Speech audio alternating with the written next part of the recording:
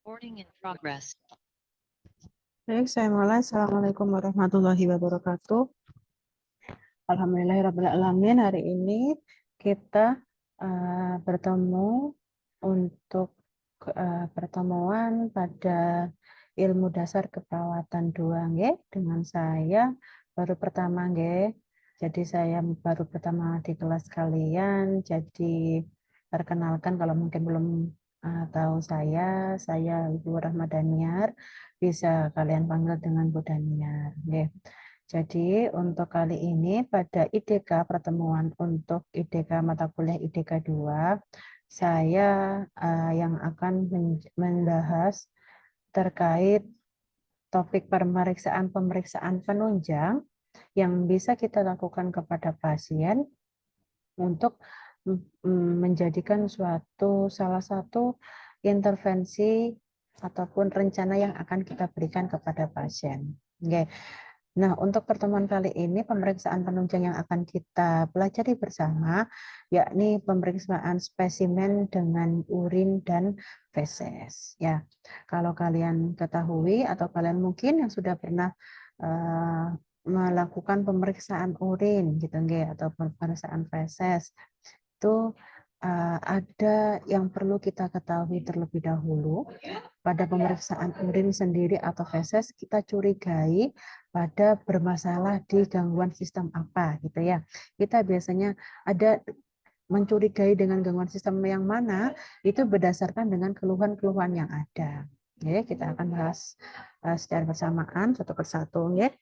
Bahwasannya urinalisis itu berasal dari bahasa Inggris, yakni urinalis, yang merupakan gabungan dari kata urin dan analisis. Ya, urin itu adalah bahannya yang kita gunakan dalam pemeriksaan adalah jenis urin, dan analisis adalah mengolah atau melakukan proses pengolahan dari hasil dari urin itu tadi. Jadi urinalisis adalah pemeriksaan sampel urin secara fisik. Kita akan melihat bagaimana bentuk fisiknya urin. Kita juga bisa, selain pada fisik, kita akan bisa melihat bagaimana jenis kimianya dan mikroskopiknya. Tujuannya adalah untuk mendeteksi pada kelainan ginjal. Kita bisa melihat apakah pasien-pasien mengalami atau mengarah pada gangguan ginjal, atau mungkin kita curigai pasien ini mengalami gangguan pada saluran kemih. Dan untuk juga selain melihat, kita bisa pada kelainan berbagai organ tubuh yang lainnya. Salah satunya adalah pada organ hati, saluran empedu maupun pankreas. Apa tujuan dari kita melakukan pemeriksaan urin? Ya, yang pertama adalah untuk membantu menegakkan diagnosis. Adanya keluhan-keluhan yang muncul pada pasien, langkah pertamanya adalah kalian harus melakukan pemeriksaan fisik, mengkaji dari segi riwayat, ya, dari segi pola aktivitasnya, bagaimana kesehariannya dia, gitu, nggih. Setelah melakukan pemeriksaan fisik, langkah selanjutnya yakni kita melakukan penegakan diagnosis. Menegakkan diagnosis tadi ditunjang dengan hasil pemeriksaan penunjangnya. Ya, jadi salah satu tujuan dari pemeriksaan lab ataupun pemeriksaan radiologi contohnya ya, itu adalah membantu menegakkan diagnosis, tetapi tidak langsung pemeriksaan diagnosis, tidak boleh seperti itu. Tapi kalian harus melalui proses pemeriksaan fisik, pengkajian, mengkaji riwayat dan sebagainya dulu ya. Jadi itu yang perlu ditekankan. Dan tujuan yang kedua adalah untuk penampisan penyakit asimptomatik. Ya, jadi kita tadi mencurigai bahwa pasien ini mungkin ada bermasalah pada saluran kemihnya, dengan keluhan dia tidak bisa pipis, saat pipis pun sakit gitu nggih. Ternyata saat dilakukan pemeriksaan lab, hasil lab dari urinnya normal, tidak ada masalah. Jadi ada namanya adalah ditampis penyakit. Ya, ataupun juga ada permasalahan pada kongenital. Ya, ataupun yang dikatakan kongenital itu adalah masalah penyakit yang bisa menurun dari orang tua. Ya. Dan tujuan yang ketiga adalah untuk membantu perkembangan penyakit. Setelah misalnya pada pasien yang sudah rawat inap, di hari pertama dilakukan pemeriksaan urin. Hasil urinnya ada yang tinggi proteinnya, misalnya ada yang positif, seharusnya normalnya tidak ada protein, tapi ada protein gitu nggih. Kemudian kalian harus melakukan implementasi, ya, melakukan tindakan keperawatan dalam beberapa hari gitu nggih. Kemudian kalian harus mengevaluasi apakah tindakan yang sudah kalian lakukan berhasil atau belum, ya, dengan cara tadi. Kalau tadi di awal sudah dilakukan pemeriksaan penunjang, di akhir pun harus dilakukan pemeriksaan lagi untuk mengetahui apakah tadi kondisinya adalah proteinnya pada urinnya apakah sudah berkurang atau sudah bahkan normal, ya.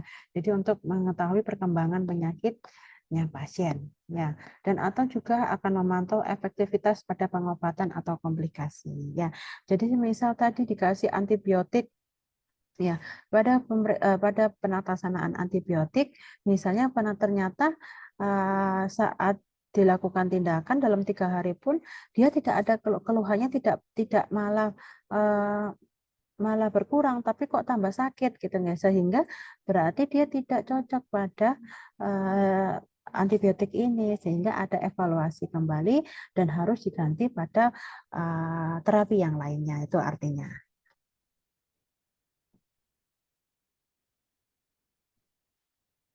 Nah, kita juga harus tahu pada pemeriksaan urin sendiri ada jenis-jenis yang bisa kita lihat, ya.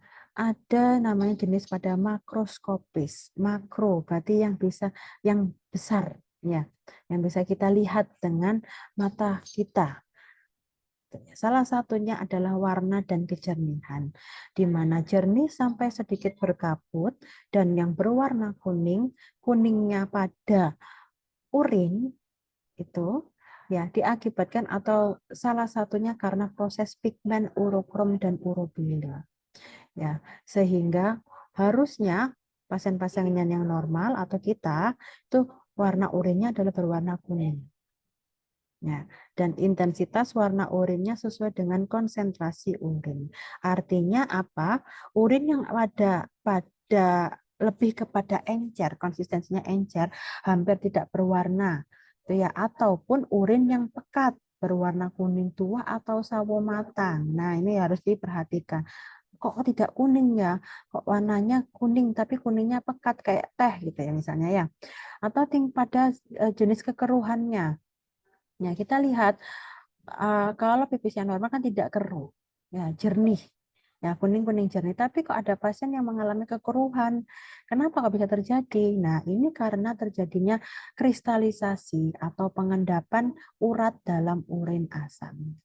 Artinya ada asam, ya, ada asam atau ada proses pengkristalan pada di urin itu tadi, sehingga ada kalian kalau melihat biasanya akan terlihatnya itu pada pasien-pasien rawat inap yang menggunakan kateter, ya, sehingga di pada urin bagnya itu saat kalian mengevaluasi menghitung jumlah urinnya, ya, kalian harus lihat, jangan langsung dibuang, tapi harus kalian lihat bagaimana tadi warnanya, kejernihannya, ya, apakah ada endapan atau keruh di bagian bawah atau dasaran dari urin bag tersebut. Terkadang biasanya endapan itu akan terlihat pada urin bag.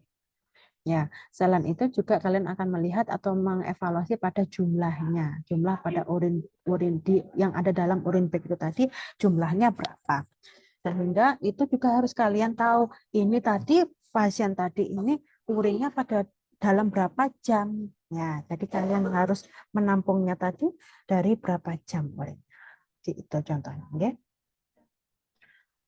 Selanjutnya, kita juga akan melihat berat jenis dari urin. Ya, apa fungsinya? Ya, ini adalah bisa mengukur bagaimana ginjal bisa melakukan pemekatan. Selain pemekatan, bagaimana juga bisa mengencerkan urin. Ya, kenapa kok ginjal itu bisa harusnya pekat maupun encer? Itu merupakan salah satu upaya untuk mempertahankan homeostasis dalam tubuh, keseimbangan dalam tubuh. Ya, nah, kemampuan pemekatan ginjal ini merupakan salah satu fungsi yang utama pada ginjal. Ya, kalau pemekatan ginjalnya jelek, ya, tidak bisa pekat, maksudnya tidak bisa apa namanya kondisinya tadi tidak pekatnya warna tidak pekat, kuningnya tidak pekat gitu ya, atau terlalu encer atau tadi ada endapan gitu ya. Itu merupakan adanya salah satu yang bisa mungkin ada kerusakan. Salah satu poin atau tanda bahwa adanya terjadi kerusakan pada tubular. Oke. Nah, untuk berat jenis sendiri itu sangat bervariasi, tergantung pada keadaan hidrasi. Hidrasi adalah asupan yang kita minum. Ya, cairan yang kita minum berapa jumlahnya, serta pengeluaran dari urin itu tadi, jumlah urin itu tadi. Ya, nah biasanya berat jenis ini akan meningkat, ya. Meningkat ini dalam arti lebih dari normal. Normalnya berapa di sini? Ya, normalnya adalah 1003 sampai 1035. Ya, dan apabila berat jenisnya itu lebih dari 35, maka adanya terjadi asupan cairan kalian sedikit alias dehidrasi. Kalian kurang minum di situ artinya. Ya, pasien-pasien itu artinya asupannya kurang baik atau kurang apa namanya optimal. Ya. Sebaliknya, apabila berat jenisnya itu menurun berarti dalam arti di bawah 1003 gitu ya. Itu ketika asupan cairannya banyak.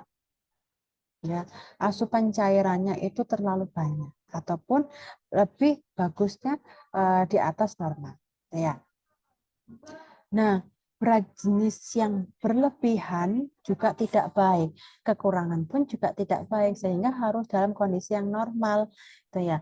Nah, contoh-contoh penyakit yang seperti apa sih berat jenis yang meningkat atau yang mengurang? Ya, di sini bisa kalian perhatikan bahwa berat jenis yang lebih ya dikatakan di atas tadi di atas 1035 itu biasanya pada pasien-pasien yang mengalami DM. Ya, kemudian ada gagal jantung kongestif, ada nefrosis lipid, ya, ataupun kehilangan cairan yang berlebih pada kondisi tadi dehidrasi, demam, muntah, diare. Nah, itu akan biasanya kalau di hasil labnya pada urinnya akan tinggi. Ya, ataupun tadi ada protein urea, ya, adanya protein dalam urin, harusnya tidak boleh. Ya, ataupun adanya keracunan saat kehamilan, toksemia kehamilan atau juga pada insufisiensi adrenal pada ginjal yang bermasalah ini ya. Kemudian selain pada ginjal juga pada hati yang bermasalah. Ada stenosis ginjal juga, obstruksi auropati, dan sindrom sekresi hormon antidiuretik yang tidak tepat. Itu bila berat jenisnya tinggi. Contoh kasusnya seperti itu. Nah, kalau yang rendah, 1003 di bawah 1003 itu asupan cairannya berlebihan. Ya, ataupun pada diabetes yang insipidus, DM yang tipe 1, gitu nggih. Kemudian juga ada kasus pyelonefritis, ginjal juga ini ya, pyelonefritis, glomerulonefritis, itu juga pada salah satunya beberapa penyakit yang mengalami pada ginjal yang terganggu. Ya, ataupun juga peningkatan tekanan intrakranial, TIK yang tinggi. Ya, itu bisa terjadi pada jenisnya rendah. Atau kondisi mengalami hipertensi, ya, atau polidipsi, ya, atau juga pada hipotermia alkalosis, defisit kalium yang parah, ya kita perhatikan kalium yang parah, ya dilihat pada asupannya tadi kurang, jadi asupan pada kaliumnya sangat sedikit itu artinya, ya. Dan berat jenis urin yang rendah ini yang akan berlangsung dalam beberapa kurun waktu yang lama, gitu nggih, ini akan menunjukkan penyakit ginjal. Ya, karena adanya gangguan fungsi pada reabsorpsi tubulus ataupun dia sudah tidak mampu untuk memekatkan pada apa namanya urin itu tadi. Kemampuan ginjalnya sudah tidak berfungsi. Artinya seperti itu. Ya, itu adalah yang makroskopis. Yang sekarang adalah mikroskopis, gitu ya. Yang mikroskopis itu adalah untuk melihat apakah ada kelainan ginjal dan saluran kemih serta memantau pada hasil pengobatan. Ataupun ini yang tidak bisa kita lihat, artinya tidak bisa kita lihat pada secara kasat mata. Ya, sehingga kita bisa melihat pada sel maupun benda yang berbentuk partikel-partikel jenis lainnya. Itu artinya pada mikroskopis. Ya, ada juga kita akan bisa melihat pada bentuk kimianya. Ya, artinya apa? Pada perkembangan secara yang semakin bagus, semakin meningkat teknologinya, semua parameter ini bisa kita periksa menggunakan ada namanya strip reagen. Ini ya, ini adalah strip reagen atau namanya dipstick. Ya, ini seperti halnya mirip test pack ya, Dek, ya. Test pack, tetapi di sini ada indikator berbagai macam jenis warna yang berbeda-beda. Nah, jenis pada warna itu tadi akan memperlihatkan pada kondisi yang berbeda pula. Ya, contohnya ini, kita akan bisa melihat bagaimana glukosa pada urin. Ya, ada warna-warna yang berbeda di sini. Ya, ada keterangan yang berbeda yang menunjukkan hasilnya berbeda. Sehingga saat tadi dipstick itu dicelupkan kepada urin. Jadi urin kita tampung terlebih dahulu. Ya, urin kita tampung terlebih dahulu pada wadah, kemudian baru dipsticknya kita celupkan kepada urin. Ya, jadi hampir sama ya cara kerjanya seperti test pack pada umumnya. Jadi celupkan, yang awalnya ini dia masih putih jernih, tidak ada warna-warna yang bervariasi. Kita celupkan selama 2 menit, kemudian urin akan terserap ke dalam indikator yang ada, setiap reagen yang ada, sehingga akan merubah dari warna yang ada. Ya, kita tunggu sampai dia warnanya sudah tidak berubah lagi. Kemudian, nah di sini adalah indikator yang di sini itu bisa kita lihat pada botolnya atau kemasannya. Ya, sehingga caranya untuk melihat supaya menyamakan mana yang sama itu didekatkan, kemudian kita lihat mana warna yang hampir menyerupai pada botol tersebut. Nah, di bawahnya sudah ada keterangan dari masing-masing penamaan itu tadi, indikator penamaan. Ya. Jadi yang perlu kita tahu tadi warnanya, ya, warnanya tadi berbeda dan jenisnya tadi apa, gitu ya. pH-nya berarti berapa pH-nya, gitu ya. Di sini juga ada tulisannya. Jadi ada hemoglobin, protein, pH, blood atau darah, gravity, keton, dan bilirubin maupun glukosa yang bisa kita lihat pada dipstick pada pemeriksaan kimia.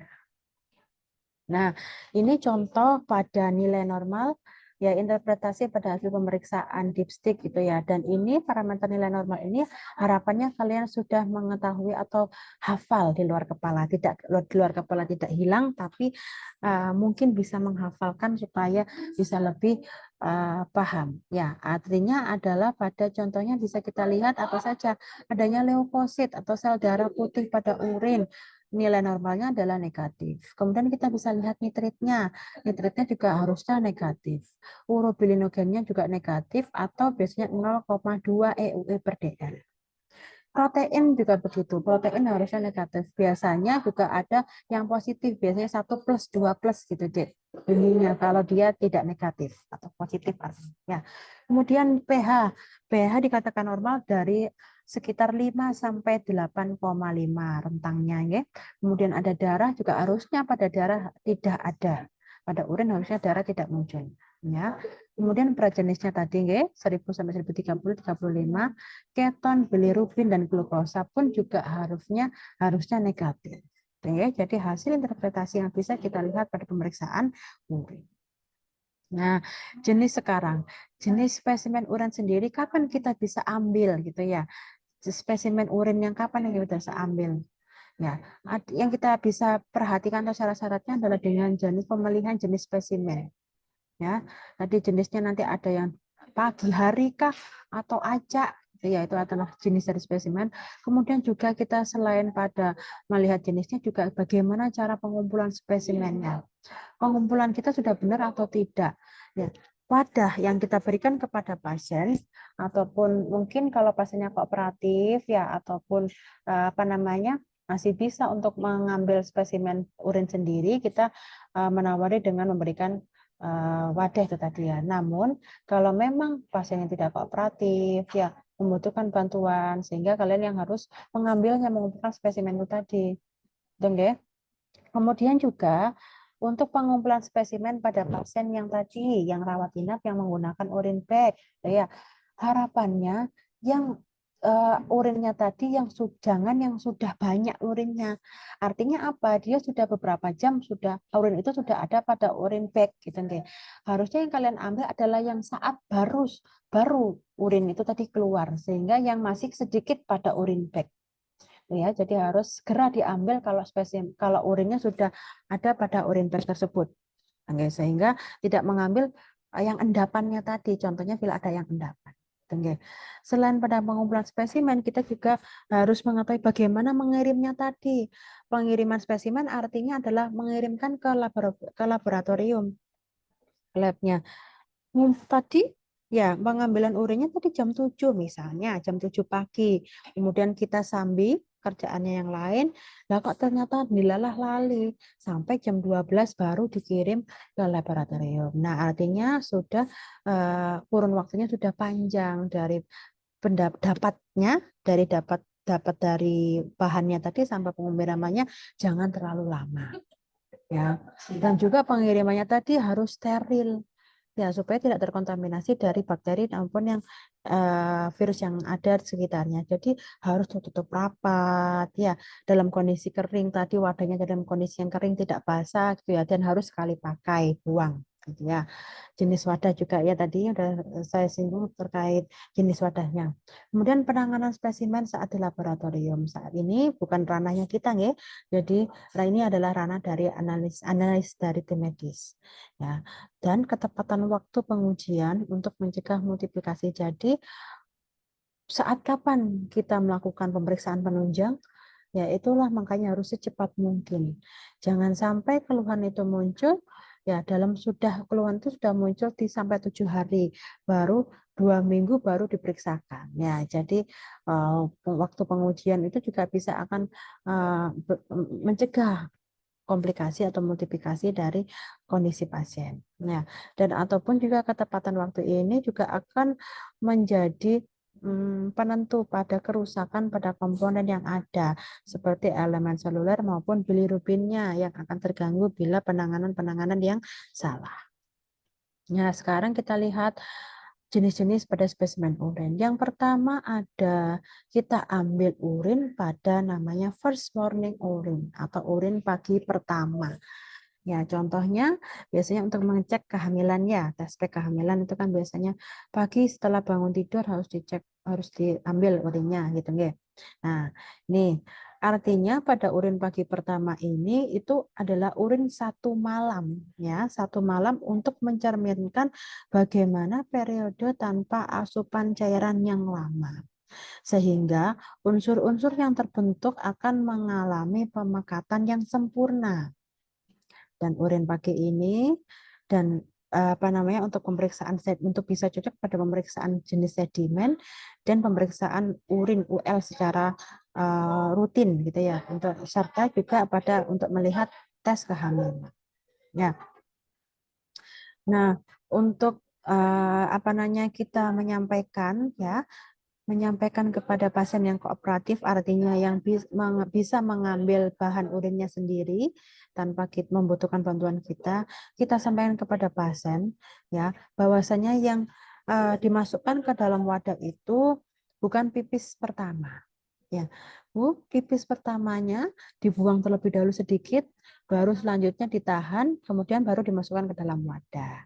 Ya, jadi supaya meminimalisir dari kontak-kontak yang ada, ya mungkin dari segi, mohon maaf, dari celana dalam yang kurang bersih, ataupun cara menceboknya yang kurang bersih, sehingga pada saat urin pertama keluar itu biasanya akan terikut dari segi kebersihan dan sebagainya tadi. Ya, sehingga yang pertama kali dibuang dulu, kemudian yang selanjutnya baru taruh di wadah itu ya. Kemudian jenis yang kedua adalah jenis urin pagi kedua, yang mana akan dikumpulkan saat 2-4 jam setelah urin pagi pertama. Misalnya tadi bangun pagi, kemudian sudah ke kamar mandi, sudah pipis, artinya ya sudah pipis atau PAK jam 5. Sehingga apabila advis dokternya, Mbak, ambil urin pagi kedua. Sehingga tadi dari jam 5 kita harus mengambilnya 2-4 jam dari jam 5. Berarti jam 7 ataupun sampai jam 9. ya. Jadi harus kita ketahui jenis yang akan kita ambil tadi, jenis yang pertama, urin yang pertama atau kedua itu ya. Jadi harus jelas, advice-nya harus kalian pahami. Nah, urin pagi kedua ini akan dipengaruhi oleh makanan atau minuman yang sudah kita lakukan. Kita melakukan sarapan, ya itu sudah akan berpengaruh pada asupan yang sudah kita konsumsi. Ataupun saat jenengan atau kalian sudah melakukan aktivitas tubuh. Aktivitas maksudnya adalah olahraga, jalan kaki, bekerja, dan sebagainya. Itu sudah akan mempengaruhi pada jenis yang kedua ini. Nah, dan untuk jenis pagi yang kedua ini lebih cocoknya untuk pasien-pasien yang sedang rawat jalan. Ya, pasien-pasien yang dipoli, kemudian akan dilakukan pemeriksaan urin. Nah, jenis yang kedua ini yang lebih bagus, yang lebih cocok. Nah, ya.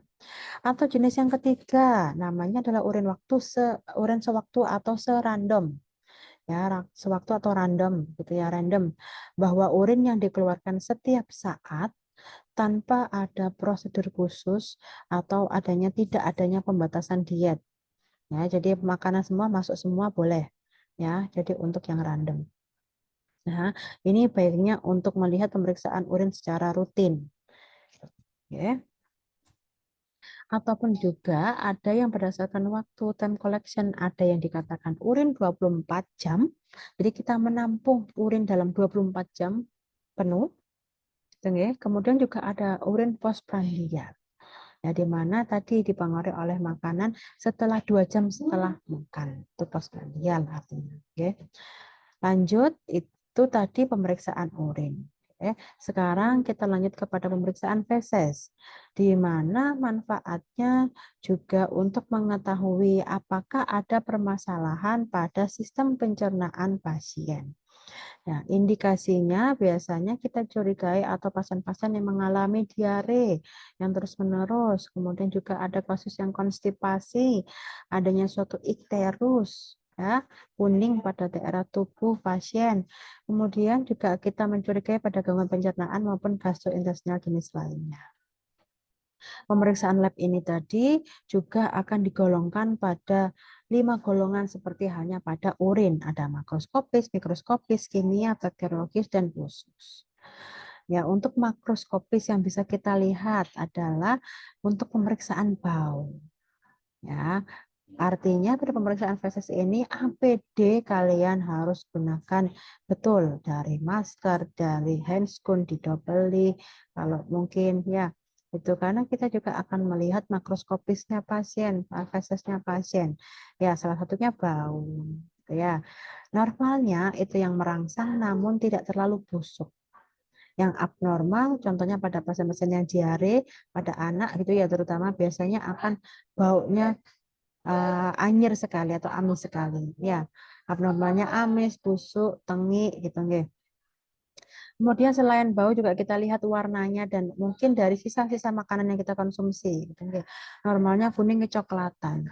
Yang abnormal bisa hitam, ya, pekat, merah karena adanya darah mungkin, atau hijau dan sebagainya. Jadi warna-warni pada kondisi feses yang abnormal. Ya, ada yang istilahnya juga ada melena. Nah, kondisi melena pada hepar yang terganggu yang akan berdampak pada feses yang hitam pekat seperti pasir yang hitam. Ya. Selain itu juga kita pada makroskopis bisa melihat bagaimana ada lendir maupun konsistensinya.